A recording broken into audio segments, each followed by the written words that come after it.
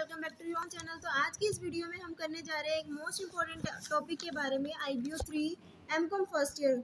इसके ऊपर क्वेश्चन बहुत बार आ चुके हैं प्रीवियस ईयर क्वेश्चन पेपर में। Major problem of Indian export sector. First problem है poor quality image. Made in India does not enjoy good reputation in the market abroad, rather it is considered to be a sign of poor quality. Despite the measures taken under the Export Quality Control Inspection Act and other laws, our export continued to suffer because of the quality problem. On several occasions, carelessness and lack of commitment on the part of the exporter are also responsible. तो इसमें ये कहा गया है कि first major problem ये है कि जो भी हमारी गुड्स, हमारी कंट्री के गुड जो हम एक्सपोर्ट करते हैं दूसरी कंट्री में, उसकी जो क्वालिटी है वो अच्छी नहीं मानी जाती। यानी कि अगर हमारे प्रोडक्ट पे ये लिखा है कि मेड इन इंडिया, तो वो ये समझेंगे कि अच्छी क्वालिटी नहीं है इस प्रोडक्ट की। यानी कि हमारा जो प्रोडक्ट है दूसरी कंट्री में एक गुड रेपुटेशन नहीं रखता, क्योंकि ये माना जाता है कि अगर ये प्रोडक्ट इंडिया गया तो इसकी क्वालिटी अच्छी नहीं होगी। इसलिए हमारी गवर्नमेंट ने कुछ मेजर्स लिए और एक एक्ट निकाला जिसको हमने कहा एक्सपोर्ट एक्ट। यानी कि जब भी हम गुड्स को एक्सपोर्ट करेंगे तो उससे पहले, गुड्स को एक्सपोर्ट करने से पहले उसका क्वालिटी चेक की जाएगी और साथ ही साथ उसका इंस्पेक्शन किया जाएगा कि जो भी गुड्स हम दूसरी कंट्री में एक्सपोर्ट करें वो अच्छी क्वालिटी की हो, ताकि एक स्टैंडर्ड बने दूसरी कंट्री के सामने, एक अच्छी रेपुटेशंस को हम क्रिएट कर पाएँ। तो एक मेजर प्रॉब्लम ये थी कि हमारी जो गुड्स थी उसकी क्वालिटी अच्छी नहीं मानी जाती थी, जिसके लिए हमारी गवर्नमेंट ने एक एक्ट बनाया, एक्सपोर्ट एक्ट, जिसके अंदर कोई भी गुड्स या सर्विसेज हमारी कंट्री से दूसरी कंट्री में एक्सपोर्ट किया जाएगा उससे पहले उसकी क्वालिटी को चेक किया जाएगा, उसका इंस्पेक्शन किया जाएगा। सेकेंड जो मेजर प्रॉब्लम थी इंडिया के एक्सपोर्ट सेक्टर में वो थी high cost. The rate of interest on export finance is substantially higher as compared to other countries. It is alone constitute nearly 50% of the cost. Moreover, the bank charges in India work out to 3% compared to 1% in countries like Japan and Republic in Korea. Similarly, the port charges in India is higher than other countries. Technological factor and low productivity also contribute to high cost of production in India. Second major problem जो थी India के export sector की वो ये थी कि high cost आती थी। जब कॉस्ट बहुत ज़्यादा होगी तो एक्सपोर्ट के प्राइजेस भी ऑटोमेटिकली ज़्यादा होंगे। तो कॉस्ट ज़्यादा आने का क्या मतलब था? 3 रीजन से जिसकी वजह से कॉस्ट हमारी ज़्यादा आती थी। पहला ये था कि जो भी हम गुड्स को एक्सपोर्ट करने वाले हैं, ठीक है, उसके लिए हमने कॉन्ट्रैक्ट लिया कि हाँ हम इस गुड्स को तुम्हें एक्सपोर्ट करेंगे। उस गुड्स को मैन्युफैक्चर करने के लिए हम, जो भी हमारा एक्सपोर्टर है, उसको फाइनेंस की रिक्वायरमेंट होती है, pre shipment finance.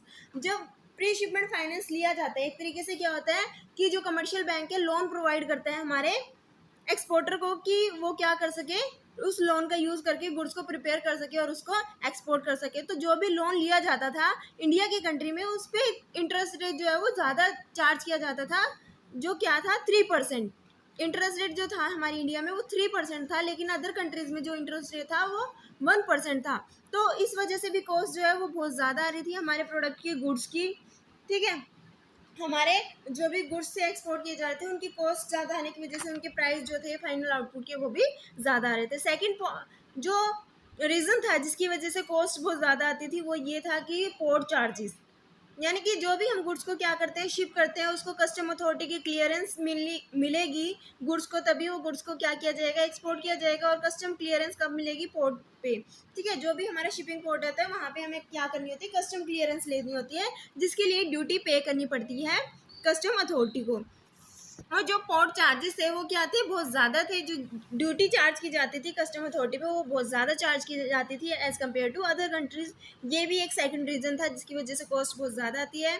Third reason ये था कि टेक्निकल फैक्टर की वजह से। टेक्निकल फैक्टर क्या थे कि टेक्निकल फैक्टर और साथ ही साथ लो प्रोडक्टिविटी। जैसे कि हम जानते हैं अगर हम ज़्यादा क्वांटिटी प्रोड्यूस करेंगे, हायर लेवल प्रोडक्टिविटी करेंगे तो पर यूनिट की कॉस्ट कम आती है, लेकिन लो लेवल प्रोडक्टिविटी में क्या होता है, जो कॉस्ट होती है पर यूनिट की वो बहुत ज़्यादा आती है। ये 3 मेन रीज़न है जिसकी वजह से कॉस्ट क्या हो रही है, बहुत ज़्यादा आ रही है। ये थी हमारी सेकेंड मेजर प्रॉब्लम इंडिया के एक्सपोर्ट सेक्टर की।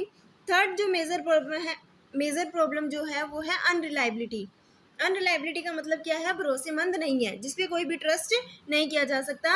As pointed out above, the product originating from India are considered to be of poor quality. जैसे कि हमने ऊपर वाले पॉइंट में पढ़ा कि जो प्रोडक्ट इंडिया से आया उसको माना जाता था कि पुअर क्वालिटी का है, इसलिए भी ये क्या था, अनरिलायबल था। Beside quality, Indian exporters are regarded as unreliable on certain other factors, such as going back on contract and refusing to fulfill it on its original term, inability to provide prompt after sale services. और क्या reason था कि जो भी हमारा contract होता था, जो भी एक्सपोर्ट कॉन्ट्रैक्ट होता था, उसमें कुछ टर्म्स या कंडीशंस मेंशन की होती थी, जो कि हमारे इंडिया के एक्सपोर्टर जो है उन टर्म्स और कंडीशंस को फुलफिल नहीं कर पाते थे. ये भी एक रीज़न है जिसकी वजह से बाहर की कंट्री वाले लोग हमारी कंट्री पे भरोसा नहीं करते थे, और साथ ही साथ जो भी गुड्स हमने एक्सपोर्ट कर दिया उस पर हम आफ्टर सेल सर्विस प्रोवाइड नहीं करते थे. तो अनरिलायबिलिटी में हमने 3 पॉइंट पढ़े. पुअर क्वालिटी के गुड्स से, एक्सपोर्ट कॉन्ट्रैक्ट में टर्म्स और कंडीशंस को फुलफिल ना कर पाना, और third after sale services provide ना कर पाना.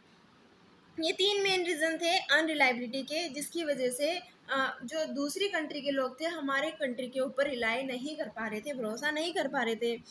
नेक्स्ट जो फोर्थ फैक्टर है, ठीक है, जो फोर्थ मेजर प्रॉब्लम है इंडिया के एक्सपोर्ट सेक्टर की, वो है इंफ्रास्ट्रक्चर बोटलनेक, यानी कि यहाँ का इंफ्रास्ट्रक्चर जो है वो इंडिया का इतना अच्छा नहीं था. In India, infrastructure shortage such as energy shortage, unreliable transportation and communication facility hinder growth of export. तो ये मेन रीज़न था कि हमारा इंडिया का जो इंफ्रास्ट्रक्चर था, ट्रांसपोर्टेशन या कम्युनिकेशन सिस्टम जो था वो अच्छा नहीं था, उसमें इतनी ग्रोथ नहीं हुई थी, जिसकी वजह से हम ज़्यादा से ज़्यादा गुड्स एक्सपोर्ट नहीं कर पा रहे थे. ठीक है, ज़्यादा से ज़्यादा कंट्रीज़ के साथ हमारा ट्रांसपोर्टेशन सिस्टम कनेक्ट नहीं था. फिफ्थ जो मेजर प्रॉब्लम थी वो थी inadequacy of trade information system. An efficient trade information system is essential for success in the dynamic global market. Electronic commerce including EDI यानी कि electronic data changes and internet are playing very significant role in the world trade. तो इसमें ये कहा गया कि हमारा जो इंफॉर्मेशन सिस्टम था वो भी क्या नहीं था, अच्छा नहीं था, इनएडुकेट था. क्या था ना कि जब हम ग्लोबल मार्केट में इंटरेक्ट करते हैं, अपना एक्सपोर्ट करते हैं, तो हमारा इंटरनेट सिस्टम भी अच्छा होना चाहिए और साथ ही साथ हमारे पास EDI फैसिलिटीज़ भी होनी चाहिए, ताकि हम वर्ल्ड ट्रेड को अच्छे से कर पाएँ, वर्ल्ड में अच्छे से ट्रेड कर पाएँ. ये भी एक मेजर प्रॉब्लम थी कि हमारा जो इंफॉर्मेशन सिस्टम था वो क्या नहीं था, अच्छा नहीं था. नेक्स्ट जो मेजर प्रॉब्लम थी वो थी सप्लाई प्रॉब्लम. सप्लाई प्रॉब्लम क्या है? A serious drawback of Indian export sector is its inability to provide continuous and smooth supply in adequate quantity in respect of several product.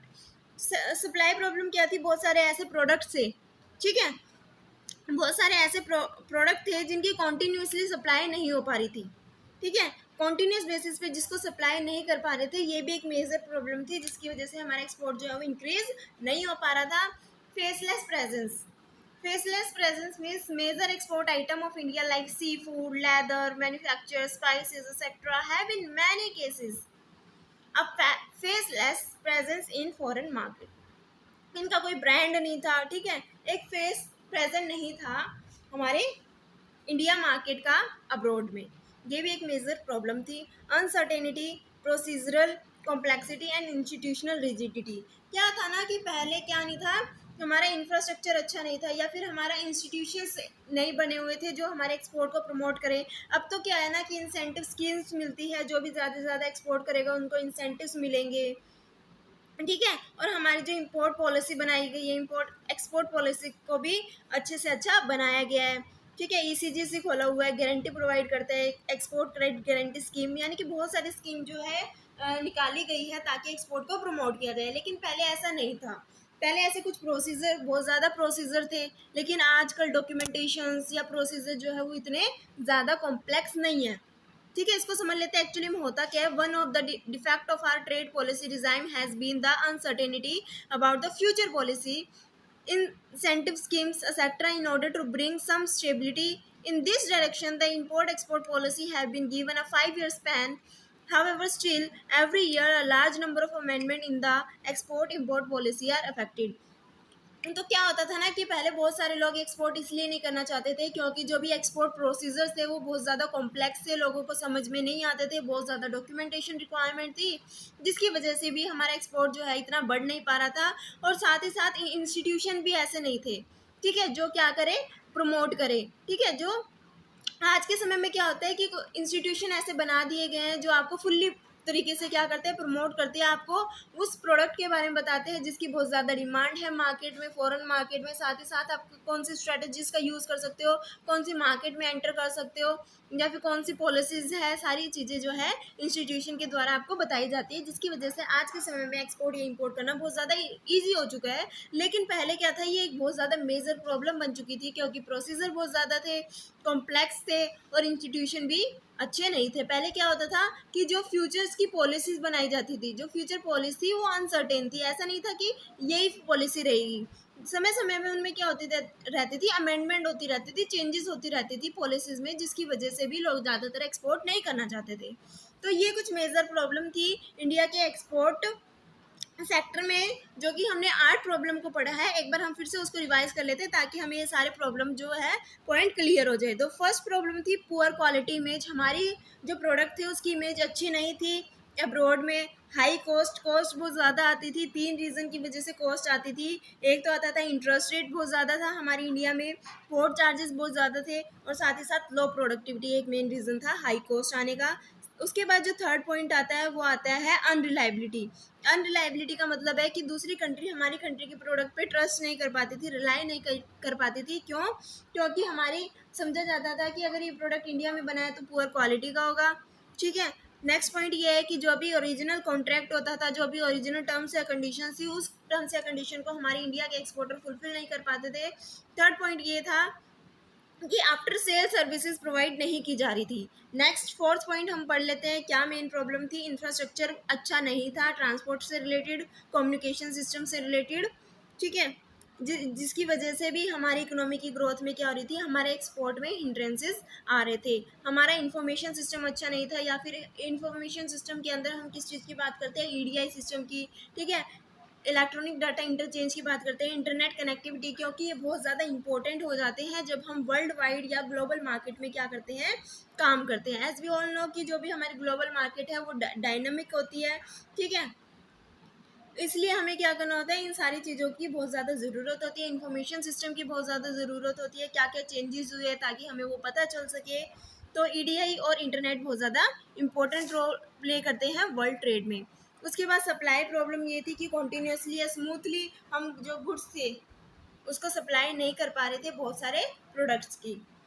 Faceless product, हमारे product की कोई present brand नहीं था। ठीक है। कोई प्रेजेंस नहीं थी अब्रॉड में, ये भी एक बहुत बड़ी दिक्कत थी। उसके बाद जो नेक्स्ट और लास्ट पॉइंट है वो है uncertainty. Uncertainty, procedure procedure complex थे, और साथ ही साथ जो हमारा इंस्टीट्यूशन क्या था, रिजिडिटी थी, यानी कि बहुत ज़्यादा डॉक्यूमेंटेशन प्रोसेस था, बहुत ज़्यादा प्रोसीजर्स थे, जिसकी वजह से एक्सपोर्ट नहीं हो पा रहा था। तो आई होप कि आपको ये टॉपिक अच्छे से समझ आ गया होगा, क्लियर हो गया होगा। अभी भी कोई डाउट है तो आप कमेंट बॉक्स में कमेंट करके पूछ सकते हो। Thanks for watching.